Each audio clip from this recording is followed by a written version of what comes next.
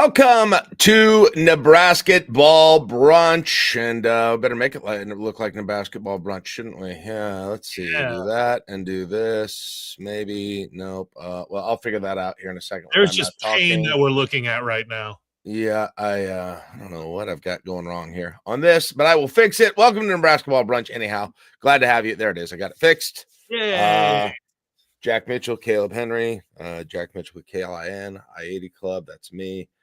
Kaleb with Husker Max, and glad to have you with us. We spend Friday mornings at 11 o'clock talking about the week that was and the weekend that will be with Nebraska basketball, and unfortunately, it's always talking about losses lately, and so that's what we've got again today. We will kick off, and by the way, we'll be taking your comments from our live studio audience for our live shows. We take our our comments from the Discord live show chat.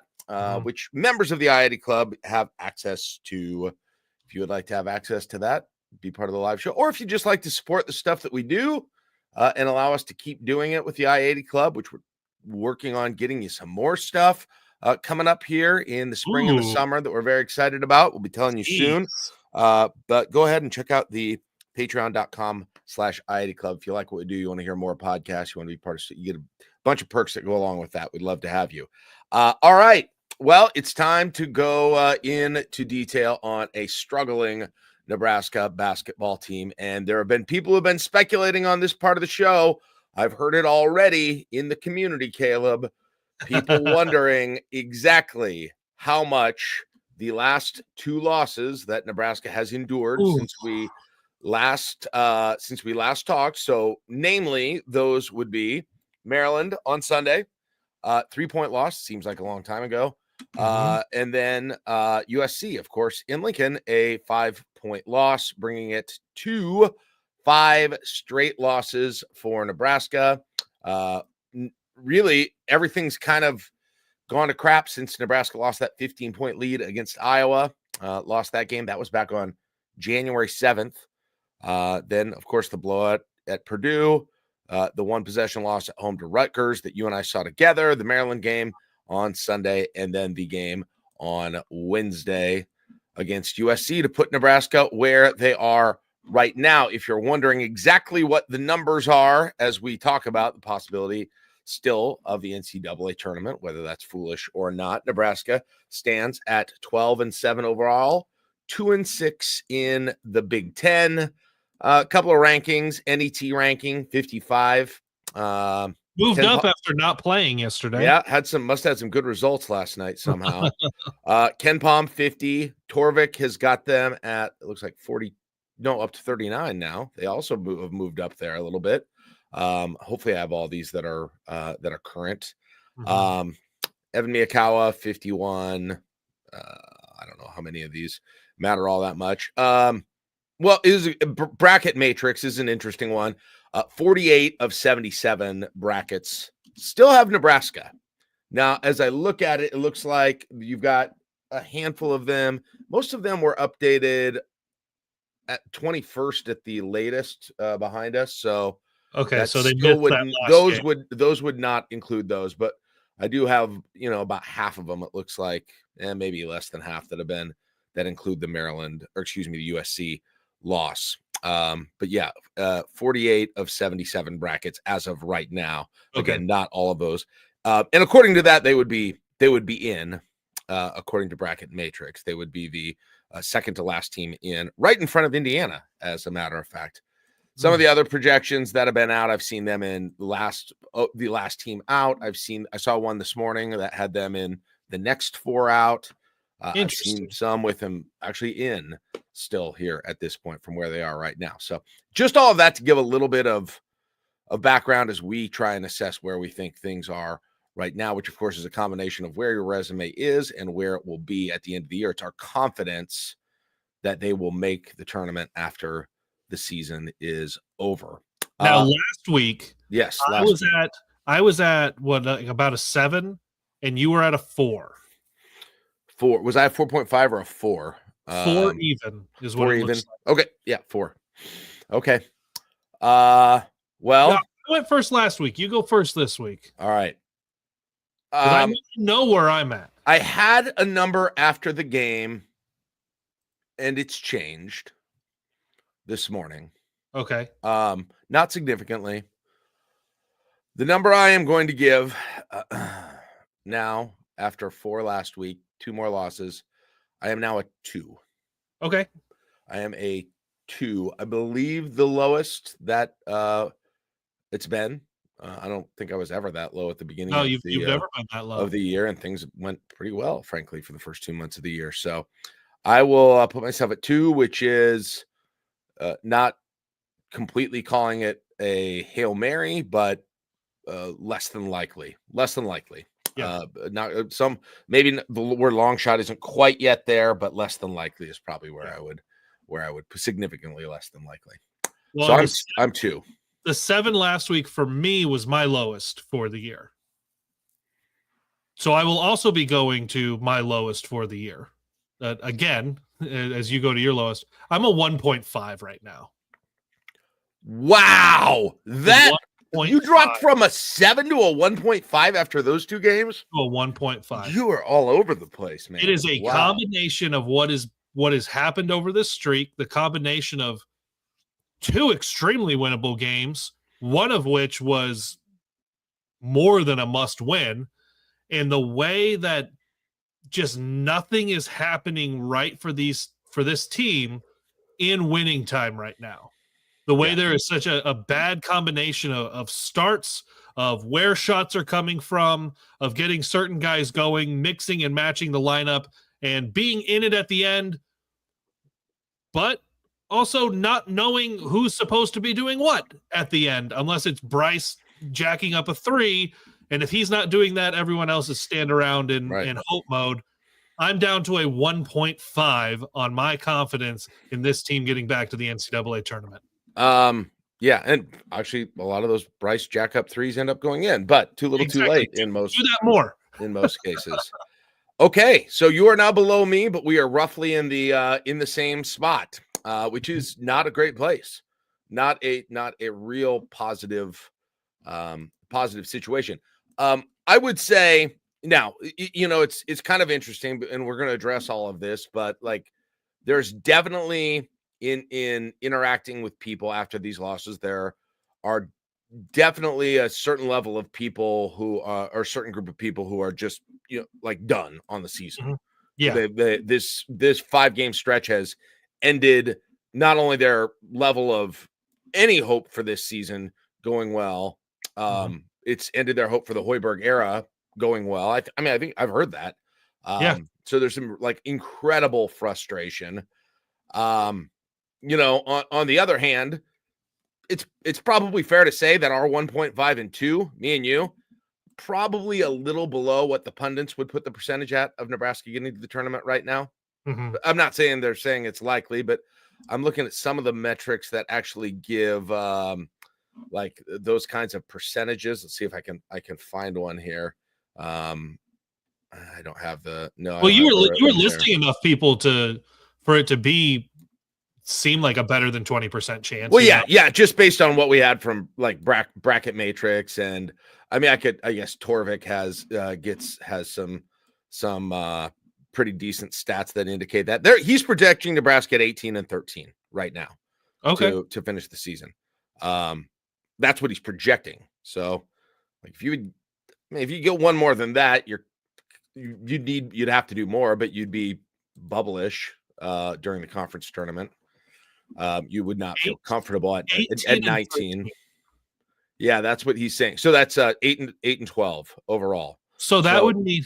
So that's what Torvik is projecting. So that would give you 6.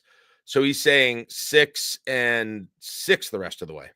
Yeah. So Nebraska would go 12 and 2 to open the year, and then 6 and 11 going into the Big Ten tournament. Yes. Yeah. Yeah, that's yep, that's what it would be. So a 6 and 11 stretch. Yes. Ouch. I mean, right now you're on an 0 and 5 out of that after the 12 and 2. So yeah. Well, there you go. And I finally did find what I was looking for on team rankings. This took me forever to get to it, but they always have a percentage. They've got it at 35.9% to make the tournament. Okay. As of right now. The projection that they've got for wins and losses is 17-14. So actually, slightly worse than Bart's got it Right. for Nebraska. So anyway, you did a good job. Like, as we're talking about, obviously we'll need to talk about the other night a little bit, because we did with after Nebrasketball, but you laid something out, and I referenced it in my latest story that I wrote at for HuskerMax.com and Nebraska on SI about Nebraska being in the danger zone. You laid out kind of the optimism. Here are the games you have to win, and then can you find 3 out of these others for Nebrasketball to still get to 20 and it not really be out of the realm of possibility? Yeah, I mean, so there's 2 questions here. Like there's 2 questions at play. One is, okay, what does the rest of the way look like, and what would be needed to attain? Can you possibly dig yourself out of the hole? And then the other question is a completely fully separate one, which is another debate, which is, can Nebraska be successful in any form again this year? Which, again, I think there's a lot of people that have just decided no, and they may end up being right. It's been 5 straight games where it's happened. So that's the difficulty of having the conversation. Like, anything you lay out in terms of path, you have so many people kind of think, well, that's ridiculous. This is ridiculous. You haven't even been watching the last several games. And maybe not, maybe we don't know what we don't know in terms of what is going to happen going forward. But yeah, I laid out, I want to see if I can find it. The way that I like to do it is in tiers in terms of laying out the schedule. And as soon as I can find my tiers, so I put them in the rest of the season into 3 tiers, essentially. And so tier 1 is you've got to win all of the games in tier 1. Yeah. And then tier 2, you've got to go over 500 in, and tier 3 are, if you would win them, they would be basically replacements. Okay. So this is to get to 20. So the tier 1 games, you'd have to go unbeaten in these to get to 20. At Washington, Ohio State at home, Maryland at home, Minnesota at home, Iowa at home. Yes.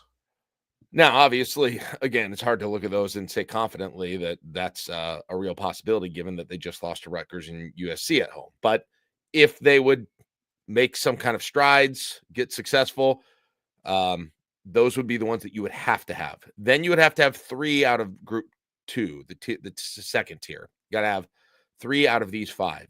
Illinois, at Northwestern, at Penn State, Michigan, and at Ohio State. So you got to get 3 out of 5. Illinois, at Northwestern, at Penn State, Michigan, at Ohio State.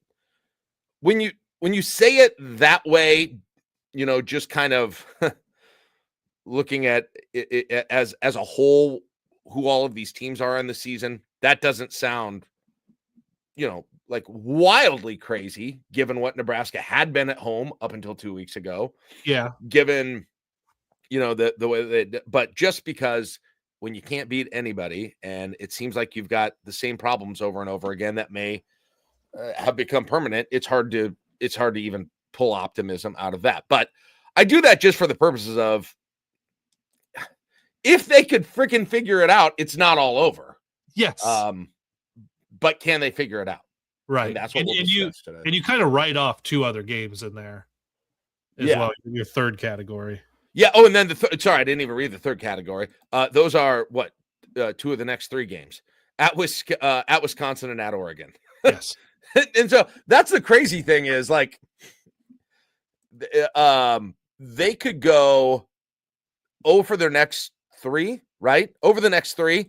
Yeah. And basically still be the same way. If my chart is true, they really wouldn't have lost hardly any ground, because the schedule sucks so much for a while. You would lose that 1 Illinois games in group 2. Right. That's it. So, but there would then still you'd have to win 3 out of 4 at Northwestern, at Purdue, Michigan, and at Ohio State. In 8 games. So that would actually be incredible to let's say it all played out that way. Full optimism. Everything happens that has to happen within the way you grouped those. Go 20-12 heading into the Big Ten tournament and had an 8-game losing streak in the middle of it. That's what that would be. Right. That's the way that would be. Yeah. That's an interesting question that I wish I could look up right now. What is the longest losing streak a team has had and still made the NCAA tournament? Ooh. I wonder if there's just a simple that I'm sure there have been some like this.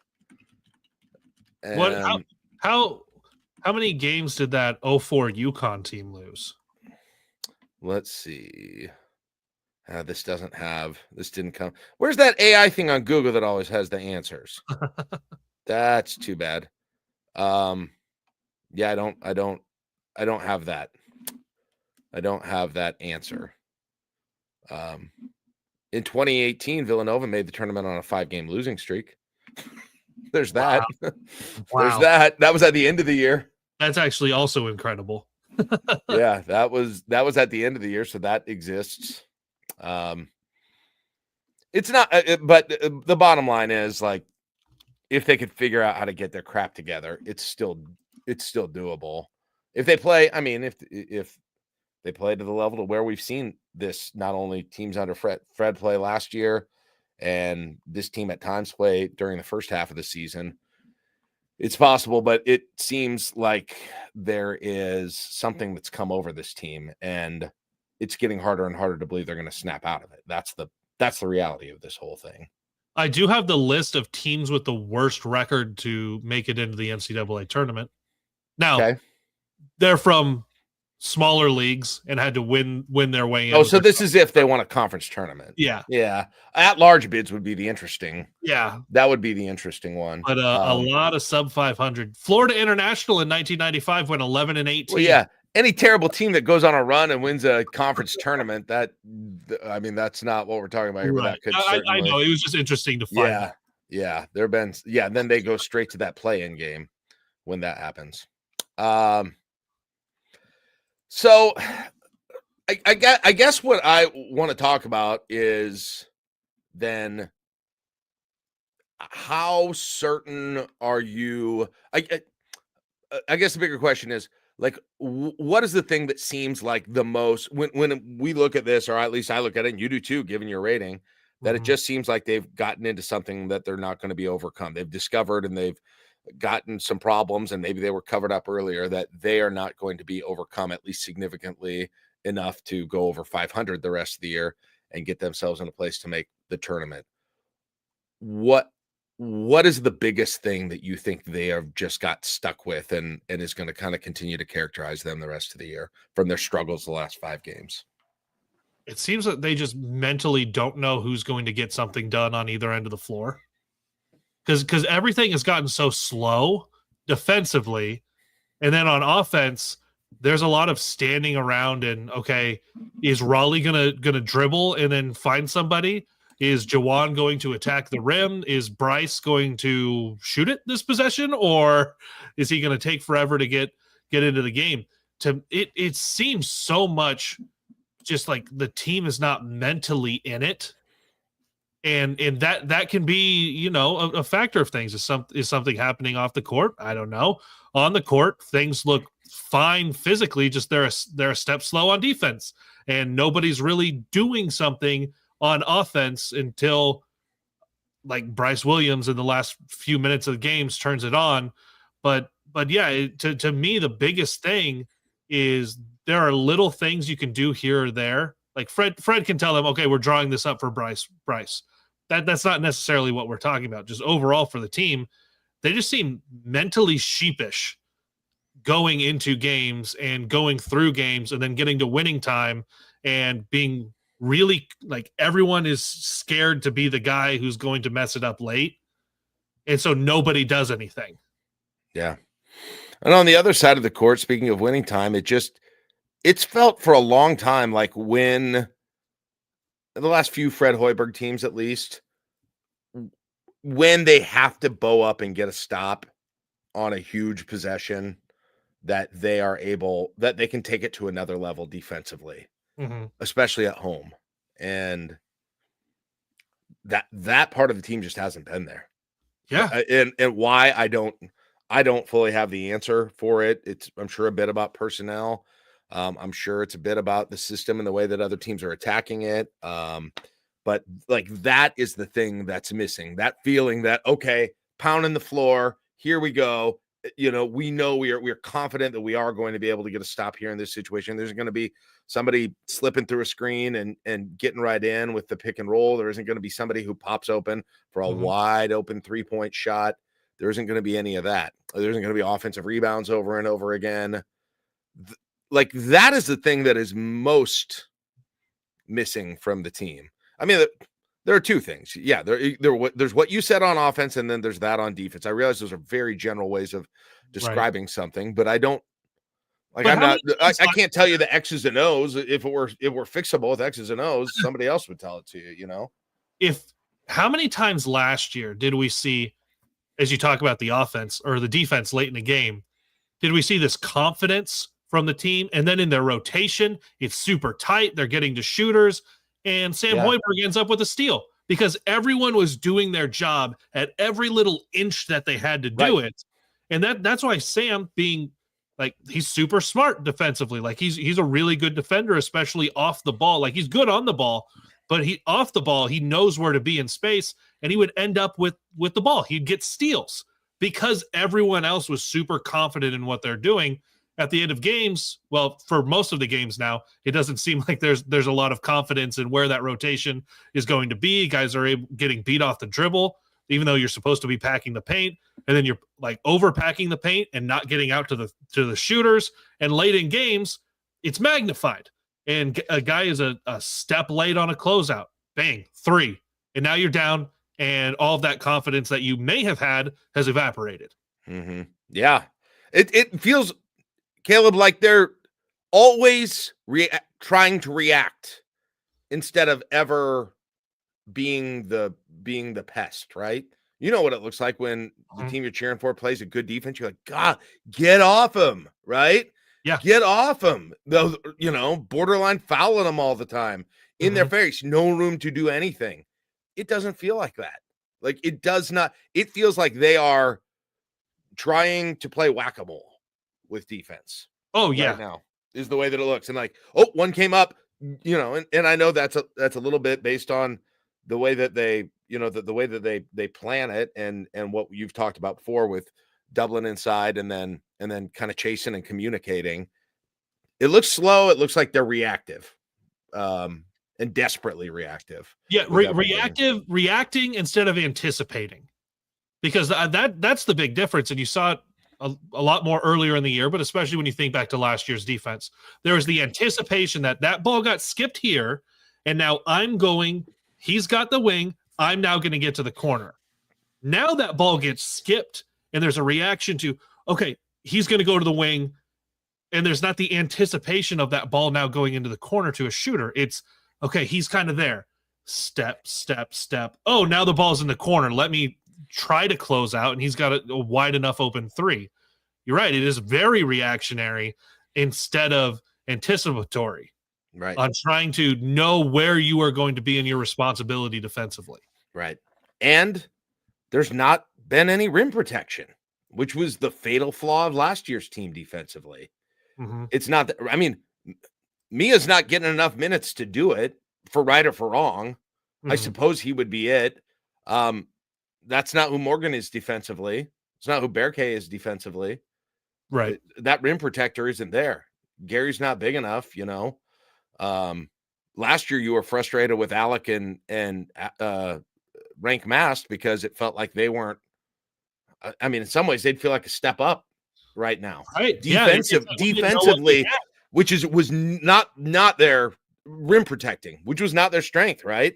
That was an issue at the end of last year. Yet somehow, when you thought it was going to be better, that is worse. And I don't know if you like. I hesitate to say they need to play Mia more because I don't know how good he would be to stop that. And also, there's obviously liabilities in other places. It's like it's interesting, Kaleb. I want to talk about potential personnel adjustments, but it is almost like if you put your best 5, what you thought would be your best 5 defensively and your best 5 offensively, I wonder how different those would be for Nebraska right now. I think so defensively, like I think you probably have Mia out there defensively, just if nothing else, as a dissuasion for people to get in driving. He's at least a big body, you know? Yeah. That's probably what it is. Like I'm looking at some of his defensive metrics there. Okay. They're okay. So I think I would have him in. I feel like I would have Hoiberg in. Okay. Just because he is the one person who does look like he's aggressive, at least in creating turnovers, which he's done consistently. Defensively, maybe, I don't know, maybe Raleigh, because of, the size situation, closing out on guards, that kind of thing. And then, I don't know. I mean, probably still, Gary, and then probably still Brice, I guess. Yeah. That's probably it. Like Hoiberg, what'd you say? It's not a whole lot different than what we're Mia. So it's a starting lineup. All it is, or the original starting lineup, all it would be is Hoiberg instead of Berke. Yeah. Offensively, now if you're gonna do it, do you agree with that, or would you do it differently at all? Yeah, in terms of the defense. Yeah, I mean the only concern becomes, okay, if they're running out a whole bunch of size, but like Brice Williams is 6'7", and like go be athletic and guard the 4. Like that should be what he's able to do, So yeah, I actually that's not a bad 5 defensively, at least on paper. Yeah. Yeah, I guess so. And then offensively, but before we put together that 5 offensively, what does that defensive 5 do well offensively? Well, in theory, you've got to have Brice. Yes. You still have Brice in. Mia is not going to get you much offensively, obviously. Plus, he's going to get you turnovers, but so will Morgan. But Gary's obviously going to be on probably on both of them. Yeah. And Wooster's not really I mean, here they are. They got a point guard who doesn't seem like a point guard, and he does a couple of things that are helpful occasionally on offense, but he's not a man. Seeing an actual point guard, it's just like crazy when they're getting tons of assists. And you watch other games and they're distributing like crazy. It just doesn't exist. It's like a black hole for assists in this program. And after all this, you said, "Wow, you got a real point guard coming in. You're finally going to see it." Doesn't feel like you do, and it feels like he's had to, and maybe it feels like he's had to adjust his game because he feels like he's got to score, and he's got to get inside, and that's the only option that they've got to score. Because if there's anybody who feels like they've pushed it at the end to try and make up for the offensive deficiencies, it's probably him. Yeah, with mixed success, I would say. Well, yeah, because a lot of times he's got the ball to initiate whatever their offense is, and there's so much standing that it's him dribbling for 20 seconds and then he tries to attack. Yeah. So yeah, that's he is so interesting on what the point guard position is at Nebraska. So so that 5 defensively. I think now there are some people who said Berke should be in there, some who said Ulis on the chat. So Berke, I suppose, instead of, well, I think instead of Brice Williams. Yes, I don't know about that. Interesting. I don't know about that. But like, who is playing well defensively? Like, that's the thing. Who is playing well defensively? Sam Hoiberg is getting steals. Yeah, and we watched him. What else? We watched him kind of lock up a little bit now and again. Not a consistent thing that you were going to do for 40 minutes. One of those Rutgers guys. But yeah, who is out Who's there? Playing? It's hard because who the hell is even playing well? Yeah. Gary has his moments. Brice gets some steals, but I mean, overall, here's where I would feel so much different about Juwan Gary, because he, over the course of this year, is shooting 51%, but he's a career low 27.5% from three. If you removed a lot of those 3-point shots, like turn those into 2-point shots, whatever, just do a 1-for-1 or eliminate them entirely. His field goal percentage is higher.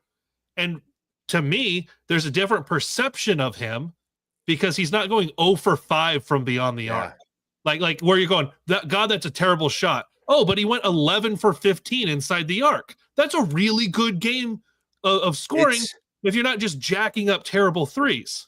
Among the things that have contributed to such a different feeling around this team is Juwan Carey. I said multiple times during last year, he looks like the best player on the floor for either team. I saw that last year. I mean, I did. He looked like there were multiple times I felt that way in specific games. There are now times where he almost feels like a liability. That may be a little hard, but you're not looking at him and being like, dude, that guy is getting every rebound. He's locked down on defense. He's finishing at the rim. He is he's playing with incredible energy, because those are the things you were saying about him when he was going really well, when you were freaking out because he got injured against Rutgers. Lockdown defender. He's going to do all the grit. He's doing a lot of gritty things. He's grabbing those boards. Kaleb, you remember we were at the game against Illinois 2 years ago when he got hurt, and how much did that team change without him? That was a completely different team. That ended that season. Yeah. And you could tell that team felt differently because of him. That is not there this year with him for whatever reason. Yeah, and that more than the 3-point shooting to me is the concern on Gary being slow on some stuff defensively. Because I really liked his ability to be number one defender. He's going to lock somebody up. When it gets into the rotation, he's going to get out to the shooter. We saw a lot of that last year. We've seen very little of that this year. And maybe some of that is that he feels he has to be, but a little bit of the Raleigh situation, he has to be more of a scorer because this team just does not have that second really good scorer to go with Brice. So is it you're expending too much offensively and that's taking away some of the defense? And maybe that's some of the settling on threes. I hope that balance could come back because you need Juwan Gary being the dude on defense. Yes. 100%. He set the mentality of that defense. He set the mentality of out rebounding teams. And I don't know. I don't know if he feels more pressure offensively and he's really, and he obviously is taking shots if that's part of it or what. I just don't know. You look at his stats year to year. This is kind of interesting, Kaleb. Yeah. He's averaging one more point this year per game than he was last year. He's at 11.6. He's at 12.5. But he's averaging a half turnover more a game this year than he did last year. He is averaging almost half the assists he did last year. He had 1.3 assists last year, 0.8 this year. Last year he had 6.1 rebounds per game. This year, 4.5. Like, he is spending more time shooting the ball. He's spending more time on offense. He's scoring more. His field goal percentage is down 7%. His 3-point percentage is down 3%. His rebounds are significantly down. His assists are down. His blocks are down. His turnovers are up. He should not be the focus of the offense. He should be a great second and third option. That's part of the problem. Well, and I also think about the way Nebraska's offense was built the last few years because you did not have a true point guard. And this is something that I forget who, maybe it was Alex on the Discord, a passing big. Nebraska didn't have a true distributing point guard who's going to break someone down and find shooters. Your bigs were doing that. Derek Walker was. That's a great point. Stay on backdoor. That is a great point. He was distributing it and finding weird geometry angles on shots past Zach Edey. Like you had all that, and then you had Rink Mast last year. Even great passer. Didn't pass it terribly, when he had it. It feels like Josiah Alec, for everything where it was like, you are an Energizer bunny and you're going to go a million miles a minute, but you're kind of out of control. He did better with the ball in his hand than Braxton Mia, who's got him by several inches.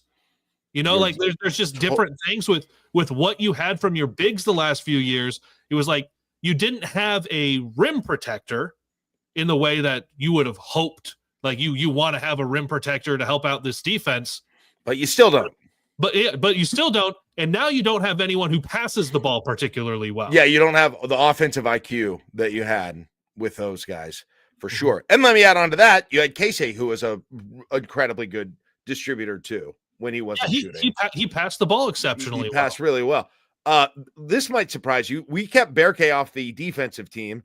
Leads the team in blocks, third in the team on steals is Berkay. He had a good block the other night too. He disappears for a little bit. Yeah, man, I just cannot get a feel for what that dude is this far into the season. I still can't tell exactly what he is and what his strength is and how to use him to his strengths. And it's not that I don't like him. I still don't get him, and I sort of feel like Fred doesn't either. He doesn't quite know how to use him and get what would the rotation look like if, like, you don't want anyone to ever be hurt, but let's say like an ankle wasn't feeling great or something, and it was like, okay, Berkay's out now. How many? Look, where do those minutes get distributed in a different way? I mean, you probably put Morgan into the starting lineup, I guess. I don't know. You maybe or do you start a season? Yeah, or maybe, I mean, both of those guys get more minutes, probably. Right. Like there's some of that, and then you wonder, okay, how much of an overall impact did that change have? Yeah, like I don't know right now. It's like you wouldn't freak out necessarily, right? Yeah, like what players would? Well, that's and we haven't done the offensive team yet, but like, what? Yeah, you would absolutely never. You would freak out. You don't want anybody to get hurt, obviously, but I'm just trying to think of, like, gives you an idea how much value you perceive to these players. Brice, has to get going for them to win. So he's at the top. Yes.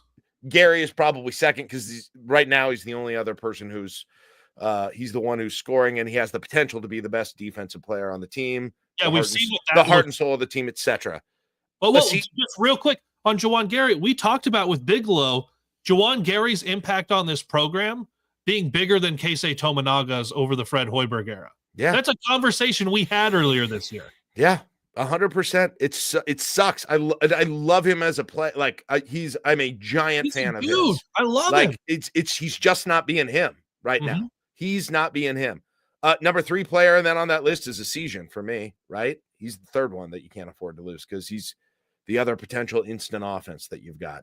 And then I suppose Morgan, probably Morgan 4, Raleigh 5, maybe, or vice versa. Well, because like with the bigs, you kind of just go, okay, move some minutes around. For me, even with Raleigh, you just go, okay, I guess give Aaron Eulis a couple more minutes, and maybe it's Brice handling the ball and Sam coming in more. Like, it feels like you shuffle those guys around and go, this next guy can kind of come in and you can kind of do this. It's really Brice, Juwan, and Asian, where you go, crap. Now we've got to really figure something out. Mm-hmm. And that's even with Connor coming off the bench. Yeah. No, it's those 3. Okay, let me ask you this. We did the defensive team, and we had a little disagreement on it, and now maybe I talked myself into Berkay, and it was interesting. Corny said in the chat, you probably should look at stats in conference play. That's actually a good point. The ones I'm looking at are not, it's the whole season, but I should get it just a conference. That would be interesting to look at too, in some of these things that we're talking about. But I also want to know what they've done well, but I get what he's saying. Mm-hmm. Offensively, this is easier, right? It's Brice, Andrew Morgan, Asian, Gary, and Berkay. I don't realize there's no real point guard in that scenario. Raleigh, I guess. Yeah, I mean, I don't know. That's it. You don't have. That's the part. That's the problem. Is you don't have three guys you're excited about as scorers. Well, here's the thing. Like, yeah, I would put Berkay in over Raleigh there because I feel like Berkay can hit shots more than Raleigh can, even though he hasn't necessarily been continuing to do that. He shoots a lot better from deep than Raleigh does, and let Brice just handle the ball. Yes, like they did last year, which I hated, but now I want it back. Yeah. I would die to go back to that now. What that was like. I remember bitching about that and be like, man, they can get him point guard and let him concentrate on scoring. He's out of the flow now. In conference, Brice Williams is averaging 18.2 a game. Jawan 13.6, Andrew Morgan 9.5, Asijan 9 even, and then Raleigh 7.6 and Berkay 5.2. Yeah, they got to get more to Berkay. Berkay is shooting 44% from deep in conference. Really, he's just at such a non. Again, they're not using him to any strength right now. And he may not be what they hope they are, but still they're not using him to any real strength at this point. They're not getting anything out of him the way that he's being used and the way that he's playing combined. Okay. Here's this for you, because with that lineup, there's no Raleigh Wooster. That was in conference, right? That was That was in conference. With that offensive lineup that we put in, we said, let Brice just handle the ball. And number one, we want him attacking the hell out of the rim, right? Oh, that's if you could just give me one thing the rest of the year, that would be it. Just give me nothing else. And I swear they would have 2 wins out of these last 5.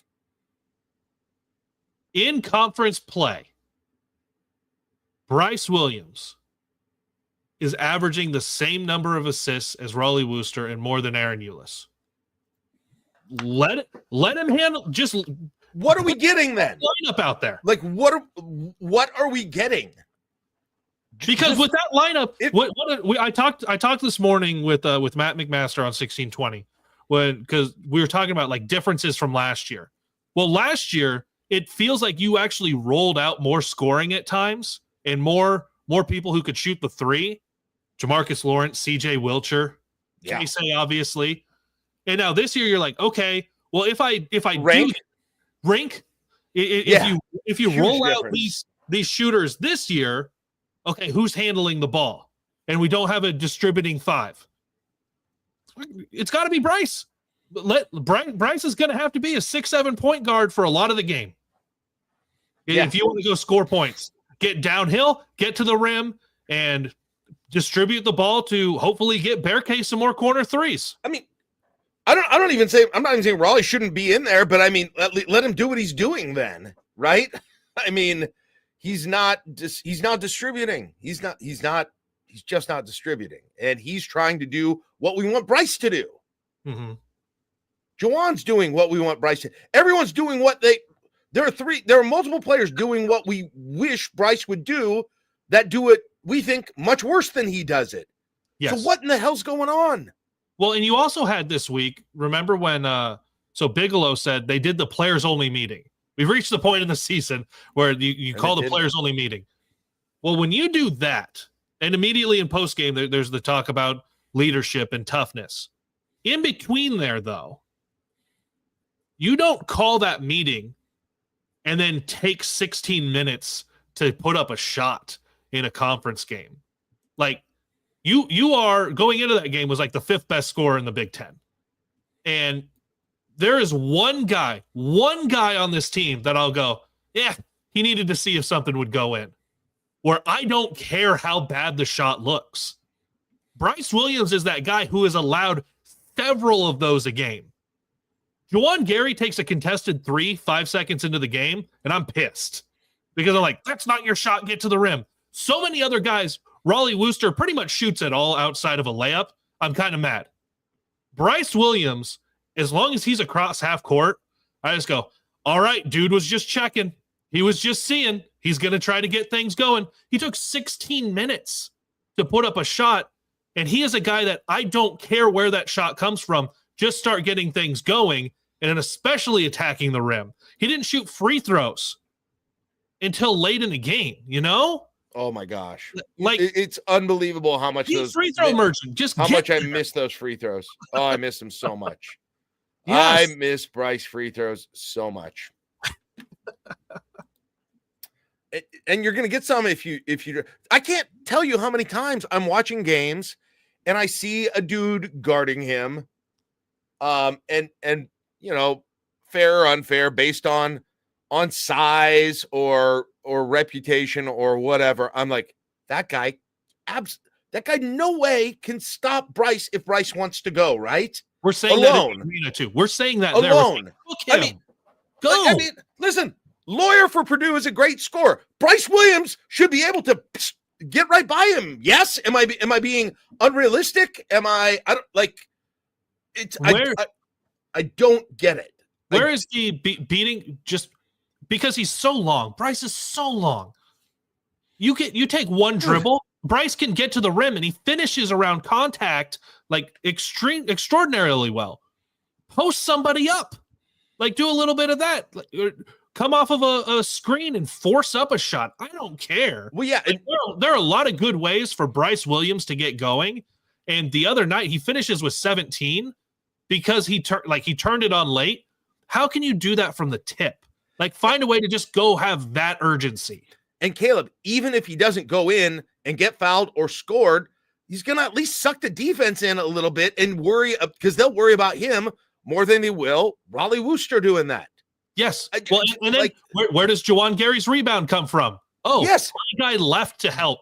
Where does Berkay get the wide open three? Oh, my guy left to help because he's an elite scorer. Like I feel like that needs to be the bread and butter of the offense. Nobody's helping off on Raleigh. Brice is the number one option, and when they take him away, make it be near the hoop, right? Make it be near the hoop, and then he's the one that keys it. He's either scoring or he's distributing from there. Yes, that's and they were both losses, but watch the attempted comebacks against Illinois and Texas A&M. He went beast mode in those games. He did that exactly last year, the final Big Ten tournament game they lost and the Texas A&M game. And he can do it. You don't think Illinois had athletic defenders on that team? I mean, you don't think Texas A&M, those were some of the most athletic defending teams that we played. Mm-hmm. But God, just drive in. Good things will happen. Not always. Yes. Will he turn it over? Yes. Has he turned it over a lot this year? Yes. That is a cost of doing business for getting Brice to being where he needs to be. And frankly, he's so out of rhythm of doing it. I think that's part of the problem. It's so tentative that he isn't even full ass doing it. It's so weird. It's so freaking weird and confusing, and I don't get it. And I want him to be good. I want this for him. It'll help.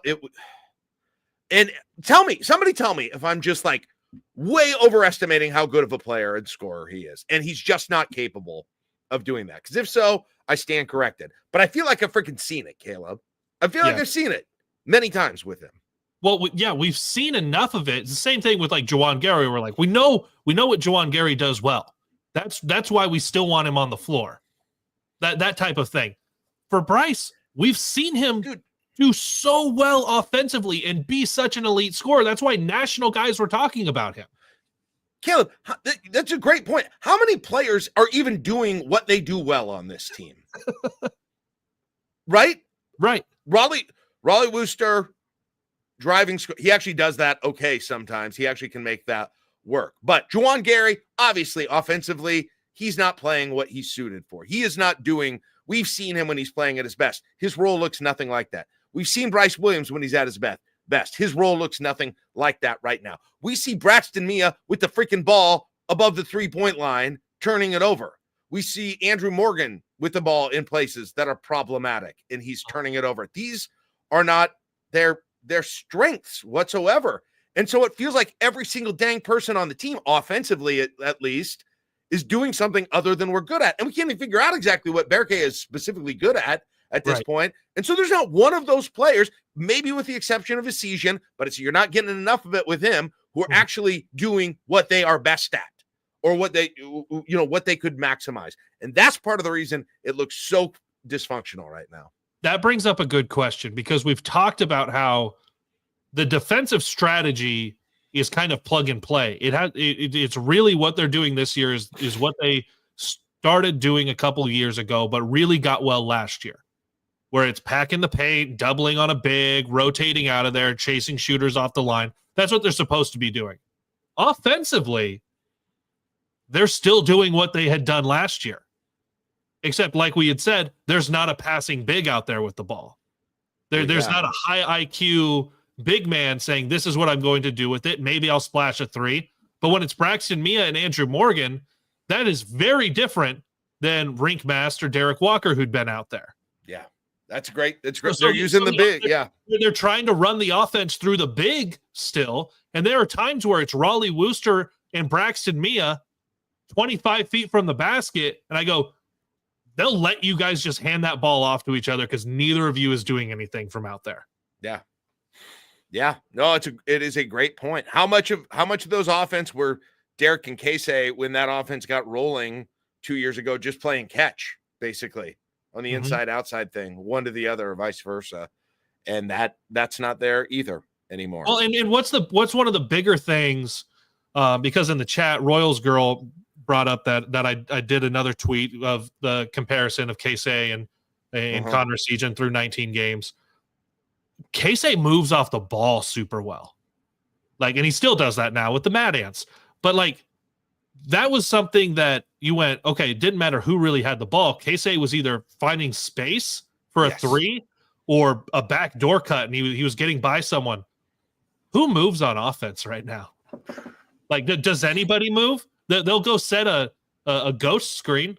There's not a hard screen being set at any times for a good flare and trying to get someone open, or let's go we're going to elevator screen for this guy. Nobody touches anyone. There's never contact on a screen when they do move, but 90% of the time they're not moving. And that's why I brought it up at the end of games. It's standing around and hoping that Brice Williams is going to do something. And that's why he dribbled for 20 seconds and everyone went and stood in their spot. And nobody went anywhere and did something. And that's so easy to defend for even bad defensive teams. It's still crazy to me. I still go back to the end of that Maryland game, right? They need a three to tie it. And the weave, the weave above the 3-point line, usually, which has one person who can't handle the ball in it. I mean, Okay, here's the lineup. Can you put 5 guys out there who you're okay with touching the ball? Man, I mean, Brice even has so many turnovers at this point. It's a little tough because there's just lazy. That's the other thing. So many lazy passes. So many friggin' lazy passes with this team. And that end up getting intercepted. It's like another season of football with all the picks. And I would feel differently about some of the turnovers if it was I was trying to get him on the back door. I was trying to make this pass happen. But a lot of times it's a dribble off the foot. It's a half-assed chest pass. And it's guys, you're playing more athletic teams than you. Mm-hmm. You kind of have to do more with the ball than maybe you think you're doing in practice. Yeah. Yeah. The interesting thing here, Alex just posted that Brice is, if he stays at 18.5, I believe that's where he is right now. Yeah, he is. Would be top 5 scorer in the last 25 years of Nebraska basketball. Wow. That's crazy. So behind, sorry, I'm pulling this over, behind 2 years of Ty Lue. Are these not in order? I can't read these. I don't know. No, they're not in order. Okay, so, that's wildly confusing. Marich had 18.5. You had James Palmer had 19.7. Ty Lue had an 18.8 and a 21.2. Now, yeah, but a lot. Again, I wonder what his number of points per game is in conference. In conference, he is scoring 18.2. Okay, so about the same. It still needs to be higher. I don't it doesn't need to come in the last 3 minutes of the game in threes. It needs to be coming in free throws and 2-pointers throughout the entire game. Yes. Is the other thing. Interesting question. Okay. Yeah, it's almost a free throw less a game in conference than it was in non-conference. I'm surprised it's not more. Corny says, are there any positive things happening right now? Honest question. Brice is shooting 92% at the line when he gets there. Brice, great free throw shooter, just doesn't get there that much. Doesn't get there. I would also say, sometimes Morgan looks, post defenders occasionally look overmatched. Like, yeah, Andrew Morgan sometimes on the block. I'm like, he's got, man, it feels like they took advantage of it against America. Queen couldn't guard him. Exactly. I mean, like, Queen couldn't guard him. And so I guess that's there, but then with Morgan, you get some bad with the good, and then it feels like they just don't. I don't know what happens with that, or he'll turn it over so much too. Like, I think partly they don't want to go down to him because he'll put it on the floor and he'll turn it over. Yeah. Another positive, Asijan is shooting over 40% from deep. Is he still? Yeah, 41.5. Man, so finding a way to get him shots. How many shots in your comparison with Casey? How many fewer shots attempted, 3-point shots, does Asijan have compared to Casey? And as you look that up, I asked the question: is there any reason? How many total shots attempted? Per game or through the same amount of games total? I guess whatever you have, because like it. If it's not where Casey was, it probably needs to start to get there, doesn't it? Right.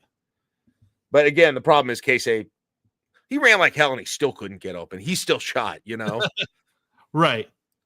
But you've got to get teams concerned about something on offense. And so I wonder, because like what Courtney says, right? You gotta, if we have positives, lean into them. Start Morgan, Brice drive more, Sam play more defense. I agree. And I would add to that, Asijan shooting even more than he is. Asijan more, use Asijan offensively like you would have Casey last year. And at some point Asijan should go for 26.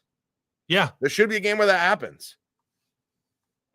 Sorry, I had those numbers and I deleted it after I did that tweet. It's fewer. I would feel very confident saying it's quite a bit fewer at this point. So now that we go on this, and we only have 2 minutes left, and I know you'll have to go. But so now, should they change anything personnel? Obviously, you can't go one offensive defense lineup, one offensive lineup. But I mean, to me, I would try something different to start the game. I would start. Frankly, I would let Brice play point. Maybe I would keep Sam in there too on offense. I would go Brice, Sam, Gary, Asijan, and Morgan, and see what happens with that. Yeah. Those are the guys that we talked positives about. Yes. And it's not that undersized of a lineup.